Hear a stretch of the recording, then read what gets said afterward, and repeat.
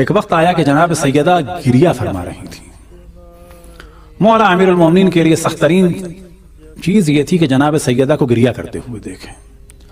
اب اگر جناب سیدہ کے مصائب بیان کریں تو ممکن ہے کسی کے ذہن میں آئے کہ جناب سیدہ کے مصائب ہیں، تو یاد رکھیں کہ جناب سیدہ کے سارے مصائب ہم بیان نہیں کریں گے، لیکن جناب سیدہ کے مصائب ہی در حقیقت مولا علی کے مصائب ہیں. مولا علی کی شہادت پہ تو مولا علی کے مصائب ختم ہو گئے. مولا علی کے تو اصل مصائب جناب سیدہ کے مصائب تھے، اور شاید یہی وجہ ہے کہ اسد اللہ غالب علی کل غالب فاتح خیبر و بدر و حنین اگر زمین پہ گرے تو کب گرے کہ جب جناب سیدہ کے دنیا سے جانے کی خبر سنی. اگر فاتح خیبر و بدر و حنین اسد اللہ غالب علی کل غالب نے کبھی بلند آواز میں گریہ کیا تو کب کیا؟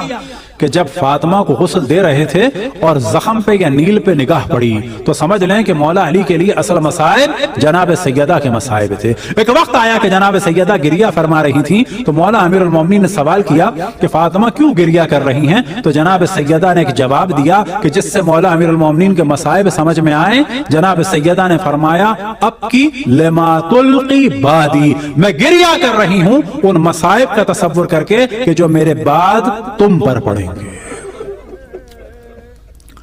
اور انہی مصائب میں سے ایک کا ذکر مولا امیر المومنین نے فرمایا کہ فاطمہ کچھ لوگ مجھے سلام نہیں کرتے اور کچھ کو میں سلام بھی کرتا ہوں تو جواب نہیں دیتے. اجرکم علی اللہ. ایک وقت آیا 18 کا دن گزرا، جناب حضرت ام کلثوم کیا روزہ کھول رہے ہیں. جناب حضرت ام کلثوم نے جو کی روٹی رکھی، دودھ رکھا اور نمک رکھا. تو مولا نے فرمایا کہ تم جانتی ہو کہ میں روٹی کے ساتھ ایک چیز لیتا ہوں. تو جناب حضرت ام کلثوم نے نمک ہٹانا چاہا تو مولا امیر المومنین نے روک لیا. یہ روش بعد میں بھی رہی کہ جب ابن ملجم کو شربت بھیجا.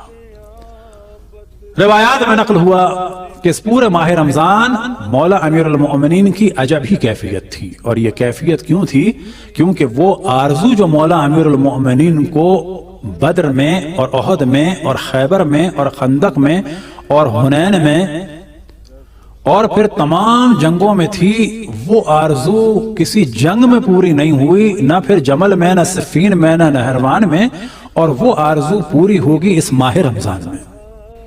لہذا روایات میں ہے کہ امام حسن امام حسین سے بار بار ذکر کرتے تھے اس رات کا، اور خصوصاً ماہ رمضان کی راتوں کو ایک خاص کیفیت ہوتی تھی مولا امیر المؤمنین کی کہ جو پہلے گزرے ہوئے بعض رمضانوں میں اور راتوں میں نہیں تھی، کیونکہ خاص وقت آنے والا ہے مولا امیر المؤمنین کی زندگی کا.